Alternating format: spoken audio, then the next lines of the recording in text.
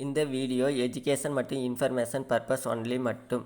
நீங்கள் எந்த ஒரு ஷேர் வாங்கும் பொழுதோ அல்லது விற்கும் பொழுதோ செபி ரிஜிஸ்டர் அட்வைசரை கேட்டு செயல்படவும். நான் செபி ரிஜிஸ்டர் அட்வைசர் கிடையாது. வாழ்க வையகம், வாழ்க வளமுடன். How to make profit only in share market. Share மார்க்கெட்டில் லாபம் மட்டுமே சம்பாதிப்பது எப்படி? அது ரொம்ப ஈஸி. அது என்னங்கிறத நான் இங்கே தெளிவாக சொல்கிறேன். ஒன்று ஃபஸ்ட் ஐபிஓ அப்ளை பண்ணணும். ஐபிஓ நம்ம எப்போவுமே அப்ளை பண்ணோம்னா கண்டிப்பாக ப்ராஃபிட் இருக்கிற ஷேரை மட்டும்தான் ஐபிஓ அப்ளை பண்ணுவோம். அதனால் ப்ராஃபிட் ஏர்ன் பண்ண முடியும். ரெண்டாவது PG invest, power grid infrastructure investment ட்ரஸ்ட்டில் இன்வெஸ்ட்மெண்ட் பண்ணுறது. சரி, இதில் ஃபஸ்ட் ஐபிஓ அப்ளை பண்ணுறதை பற்றி பார்க்குறேன். ஐபிஓனா நம்ம கூகுளில் போய் ஐபிஓ ஜிஎம்பின்னு அடித்தோம்னா ஃபஸ்ட் எடுத்தோன்னே சித்தர்கர்னு சொல்லி ஒரு சைட் ஒன்று வரும். அதில் போனீங்கன்னா உங்களுக்கு ஃபஸ்ட் எடுத்தோன்னே இருக்கிறதே ஐபிஓன்னு இருக்குது. அந்த மெனுவை கிளிக் பண்ணிங்கன்னா ஐபிஓ டேஷ்போர்டுன்னு ஒன்று இருக்குது. அதை கிளிக் பண்ணிங்கன்னா உங்களுக்கு வந்துடும் கரண்ட்லி அவைலபிள் என்னென்ன இருக்குதோ ஐபிஓ. அதில் ஃபஸ்ட்டு ஐபிஓ மட்டும்தான். இப்போ நான் இன்றைக்கி 14 அப்ளை பண்ணுறேன். 14 அன்றைக்கி இருந்தது சரஸ்வதி சாரி அப்படிங்கிற ஒரு கம்பெனி ஐபிஓ நான் அப்ளை பண்ணுறேன். அதை தான் நான் ஹைலைட் பண்ணி காட்டியிருக்கிறேன்.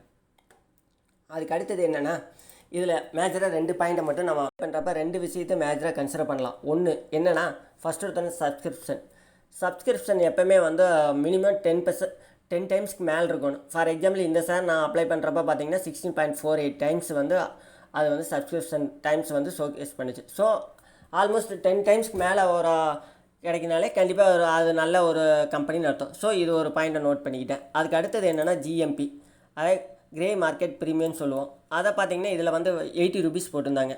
160 rupees IPO price, 80 rupees grey market ப்ரீமியம்னா என்றைக்கு லிஸ்ட் அவுட் ஆகுது அன்றைக்கி 240 ரூபீஸ் போகுதுன்னு அர்த்தம்.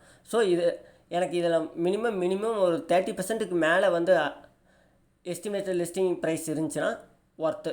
ஏன்னா அப்போ நம்ம கண்டிப்பாக கெய்னிங் மினிமம் 20 30 40 இந்த மாதிரி கிடைக்கிற சான்சஸ் அதிகம். ஸோ இந்த 2 பாயிண்ட்டை மட்டும்தான் கன்சிடர் பண்ணணும். கன்சிடர் பண்ணிவிட்டு இது ரெண்டுமே எனக்கு பாசிட்டிவாக இருந்தாங்கிட்டு நான் இதை ஐபிஓ அப்ளை பண்ணேன். ஸோ இந்த மாதிரி நீங்கள் ஐபிஓ ஷேர்ஸ் அப்ளை பண்ணுறப்ப என்ன ஆகுனா, கண்டிப்பாக நீங்கள் லிஸ்ட் அவுட் ஆன அன்றைக்கே நீங்கள் புக் பண்ணிங்கன்னா கண்டிப்பாக என்ன லிஸ்டிங் கெயின் இருக்குதோ அது கண்டிப்பாக உங்களுக்கு பெனிஃபிட் ஆயிடும். ஸோ உங்களுக்கு லாஸ் ஆகிறதுக்கான சான்சஸ் கிடையவே இருக்காது இந்த இடத்துல. இது ஒரு மெத்தட் ஐபிஓ. அடுத்தது என்னென்னா பிஜி இன்வெஸ்ட். நான் ஆல்ரெடி சொல்லியிருந்தேன், பிஜி இன்வெஸ்ட்டுங்கிறது ஒரு ட்ரஸ்ட் மாதிரி. இதை ஆல்ரெடி ஒரு கன்ஸ்ட்ரக்ட் பண்ணிட்டாங்க. அதை இப்போ ரெண்ட்டுக்கு விட்டு அதில் வர்ற வருமானத்தை எடுத்து நமக்கு டிவிடெண்ட்டாக தராங்க. ஸோ இது கரண்ட்லி ப்ரைஸ் பார்த்திங்கன்னா புக் வேல்யூ ஒரு 85 அந்த அரௌண்ட் இருக்குது. கரண்ட் ப்ரைஸ் பார்த்திங்கன்னா 93.5 ரூபீஸ் ட்ரேட் ஆகிட்டு இருக்குது. டிவிடெண்ட் எவ்வளோ தராங்கன்னா 12 ரூபீஸ் தராங்க. இதோட மூவ்மெண்ட் ப்ரைஸ் பார்த்திங்கன்னா ரொம்ப கம்மியாக தான் இருக்குது. 1 இயருக்கே 2 ரூபா 3 ரூபா தான் மேலே அப் ஆகலாம், இல்லைன்னா டவுன் ஆகலாம். ஸோ இந்த ஷேரில் இன்வெஸ்ட்மெண்ட் பண்ணிங்கன்னா உங்களுக்கு பெருசாக லாஸ் வராது.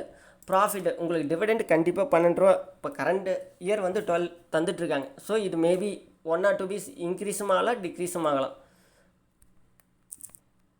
ஸோ இன்க்ரீஸ் ஆகிறத பொறுத்தோ அல்லது டிக்ரீஸ் ஆகிறத பொறுத்தோ உங்களுக்கு மேபி நீங்கள் ஒரு எக்ஸ்ட்ராவாக குவான்டிட்டி கிடைக்கும், இல்லைன்னா கொஞ்சம் குவான்டிட்டி கம்மியாகவும் கிடைக்கும். ஃபார் எக்ஸாம்பிள் 1000 ரூபா இன்வெஸ்ட்மெண்ட் பண்ணுறீங்கன்னா 93 ரூபாய்னா இதே 11 குவான்டிட்டி கிடைக்கும்.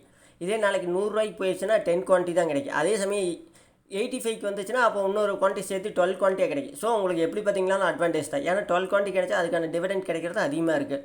அதே சமயம் மேலே போயிடுச்சுன்னா அப்போ உங்களுக்கு கிடைக்கிற குவான்டிட்டி கம்மியாக இருக்குது, டிவிடெண்ட் கம்மியாக இருக்கும், ஆனால் அதோட ஓவரால் ப்ரைஸ் உங்களுக்கு அதிகமாக இருக்குது. ஸோ உங்களுக்கு 2 வகையிலுமே ஒன்று இறங்கினாலும் பெனிஃபிட்டு, ஏறிச்சினாலும் பெனிஃபிட் ஆகிடுவீங்க. ஸோ இது ஒரு அடுத்த மெத்தட். இதில் நான் ஒரு சிம்பிள் மெத்தட் ஒன்று சொல்லியிருக்கிறேன். என்னென்னா மாதம் 1000 ரூபா 12,000 வருஷத்துக்கு இன்வெஸ்ட்மெண்ட் பண்ணுறோம். அதோட டிவிடெண்ட் என்ன வருதோ அதையும் திரும்பவும் நான் அதே ஷேரை வாங்குகிறேன். இந்த மாதிரி ஒரு 25 வருஷத்துக்கு பண்ணால் 34 லட்ச ரூபா ஃபைனலாக வருது. 25 வருஷம் முடியல. நான் இன்வெஸ்ட்மெண்ட் பண்ணுறது மாதம் 1000 ரூபா, 25 வருஷத்துக்கு 3 லட்ச ரூபா இன்வெஸ்ட்மெண்ட் பண்ணால் 34 லட்ச ரூபா ஆகுது. அந்த சேம் டைமில் எனக்கு அதை நான் அப்படியே விட்டுட்டேன்னா டிவிடெண்ட் மட்டுமே கிட்டத்தட்ட 6 லட்ச ரூபாய்க்கு பக்கமாக வருஷத்துக்கு எனக்கு வர்ற மாதிரி எனக்கு ஷோகேஸ் ஆகுது. இந்த டேட்டாவை நான் ப்ரிப்பேர் பண்ணது. மேபி இது ப்ரைஸ் ஏறுறப்ப இறங்குறப்ப அதை பேஸ் பண்ணி கொஞ்சம் இதோட வேரியேஷன், ப்ரைஸ் வேரியேஷனோ அல்லது டோட்டல் அசட் வேல்யூஷனோ கொஞ்சம் மாறலாம். ஆனால் இதுலேருந்து கொஞ்சம் வேரியேஷன் ஆகுது. மற்றபடி பார்த்திங்கன்னா இதே மெத்தட் நமக்கு கிடைக்கும்.